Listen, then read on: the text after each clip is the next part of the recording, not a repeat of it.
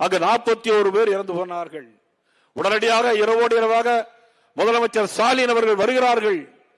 41 பேருக்கு போஸ்ட்மார்ட்டம் பண்ணப்படுகிறது. யாரை காப்பாற்றுவதற்காக?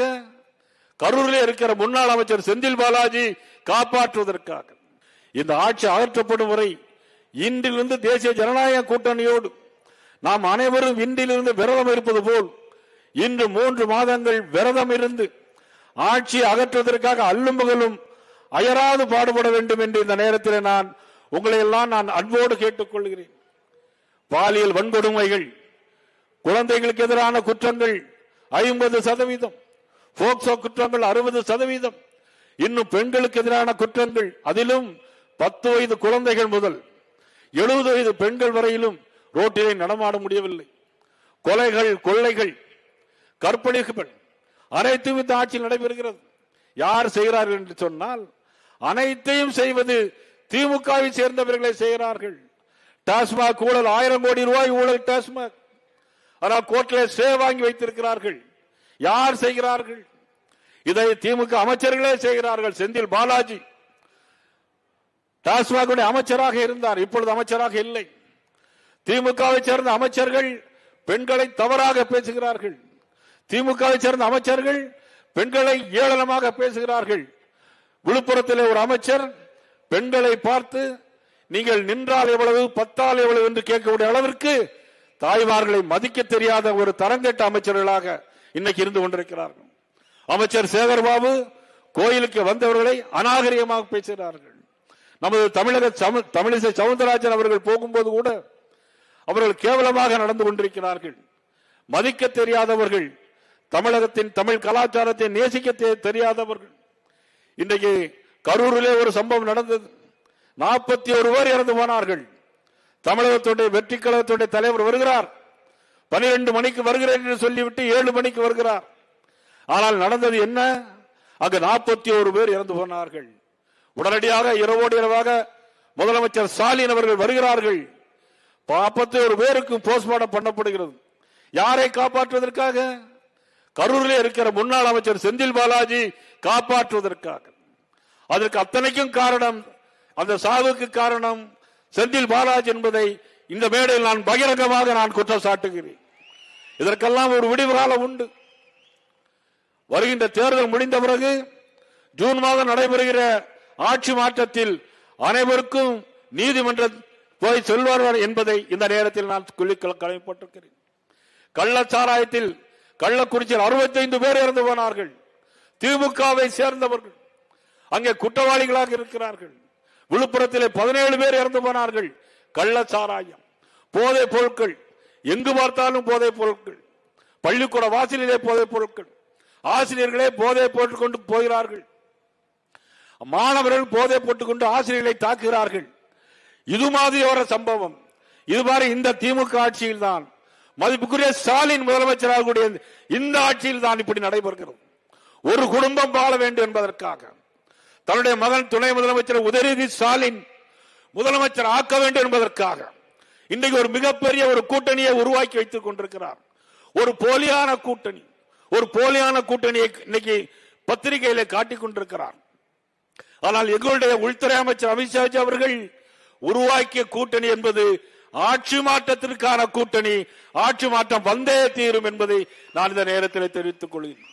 அது மட்டுமல்ல, திருப்பரங்குன்றத்திலே ஒரு சம்பவம், தீபத்துள்ளே தீபம் ஏற்ற வேண்டும். ஒரு அமாவாசை தினத்தன்று பூரணச்சந்திரன் தன்னுடைய உடலிலே தீ வைத்து மாய்த்து கொண்டான் என்று சொன்னால் அதற்கும் திமுகவே காரணம், மாண்புமிகு முதலமைச்சர் ஸ்டாலின் அவர்களே காரணம் என்பதை நான் இந்த நேரத்திலே பகிரங்கமாக நான் குற்றச்சாட்ட கடமைப்பட்டிருக்கிறேன். அது மட்டுமல்ல, திருநெல்வேலிக்கு போகிறார், கிறிஸ்துமஸ் விழா கொண்டாடுகிறார். நாங்களும் கிறிஸ்துமஸ் விழா கொண்டாடுகிறோம். எங்களுடைய பிரதமர் நரேந்திர மோடி அவர்கள் சர்ச்சில் போய் கிறிஸ்துமஸ் விழா கொண்டாடுகிறார்கள். எல்லோரையும் மதிக்கிறோம், எல்லா மதத்தையும் மதிக்கிறோம். இஸ்லாமாக இருந்தாலும் சரி, கிறிஸ்தவர்களாக இருந்தாலும் சரி, மத சார்பனையை உண்மையாக கடைபிடிக்க கட்சி பாரதிய ஜனதா கட்சி என்பதை நான் இன்னதை சொல்லிக் கொள்ளப்பட்டிருக்கிறேன்.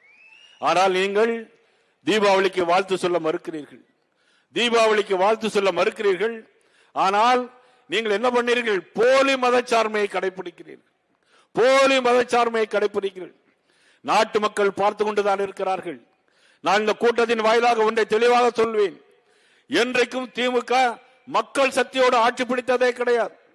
2021 நாம் இன்னும் ஒன்றாக இருந்திருந்தால் அன்றைக்கே நம்முடைய ஆட்சி வந்திருக்கும். திமுக ஆட்சி வந்திருக்கார். திமுக எப்பொழுதாவது ஜெயிக்கக்கூடிய கட்சி.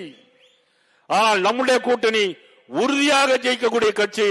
ஆட்சி மாற்றம் வந்தே தீர்வு என்பதை இந்த நேரத்தில் நான் தெரிவித்துக் கொள்கிறேன். அதுபோல இன்றைக்கு வாக்காளர் கணக்கெடுப்பு, பீகார் மாநிலத்திலே வாக்காளர் கணக்கெடுப்பு எடுத்தார்கள். 65 லட்சம் பேர் அங்கு நீக்கப்பட்டார்கள். ஆனால் 243 தொகுதிகளில் 202 தொகுதிகளில் அன்றைக்கு தேசிய ஜனநாயக கூட்டணி வெற்றி பெற்று ஆட்சி அமைத்தது. காரணம் நமது சாணக்கிய அமித்ஷாஜி அவர்கள். கேரள மாநிலத்தில் நடந்த உள்ளாட்சி தேர்தலில் 100 வார்டுகளில் 50 இடங்களை பெற்று இன்றைக்கு மேயராக திருவனந்தபுரத்திலே இன்றைக்கு நமது மேயர் கொடிகட்டி பறப்பது இன்றைக்கு பாரதிய தேசிய ஜனநாயக கூட்டணி. அதற்கு காரணம் நமது அமித்ஷாஜி அவர்கள். அதே காற்றுதான் பீகாரில் வீசிய அதே காற்றுதான், திருவனந்தபுரத்தில் வீசிய அதே காற்றுதான் இன்றைக்கு தமிழகத்திலே வீச போகிறது. அதற்கு அச்சாரமாகத்தான் அமித்ஷாஜி அவர்கள் இங்கே வந்திருக்கிறார்கள்.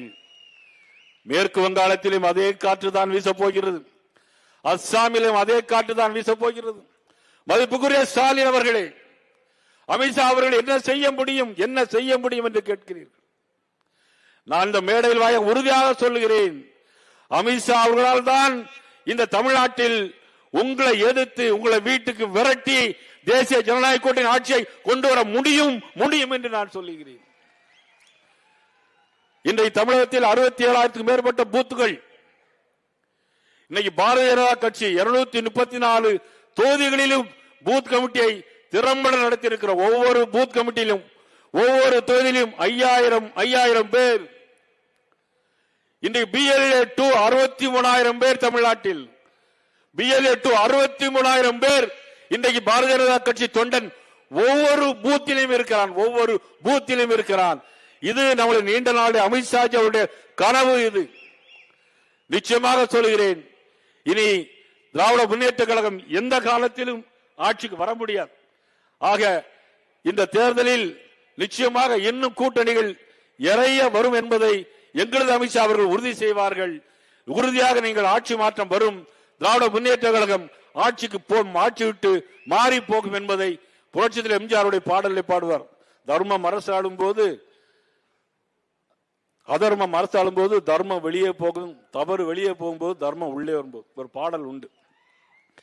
கண்ணை மறைக்கின்ற காலம் வரும்போது தருமம் வெளியேறலாம், தருமம் அரசாளும் சமயம் வரும்போது தவறு வெளியேறலாம். நல்லவன் லட்சியம் வெல்வது நிச்சயம், அமித்ஷாவின் லட்சியம் வெல்வது நிச்சயம். இன்று புதுக்கோட்டை, நாளைக்கு ஜெயின் ஜார்ஜ் கோட்டை. நன்றி, வணக்கம்.